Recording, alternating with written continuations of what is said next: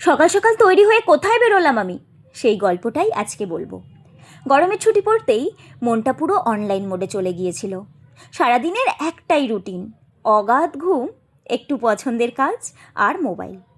কিন্তু কালকে হঠাৎ স্যার ফোন করে বললেন এনএসএস ক্যাম্পে বাচ্চাদের জন্য একটা ছোট্ট ক্লাস নিতে হবে। তাই আমিও আর দেরি না করে সকাল সকাল তৈরি হয়ে চললাম এনএসএস ক্যাম্প। সেখানে গিয়ে কচিকাঁচা আর কলেজের কিছু ছাত্রছাত্রীদের হাসি মুখগুলো দেখে মনটা একদম ভালো হয়ে গেল। শুরু হলো আমাদের কথোপকথন। অল্প পড়াশোনার সাথে চললো অনেক গল্প, মজা, নাচ আর গান। বাচ্চাদের এই নিষ্পাপ হাসি মুখগুলো আজকের দিনটাকে সত্যিই সার্থক করে তুললো। সময়টা কি করে কেটে গেল বুঝতেই পারলাম না। হ্যালো,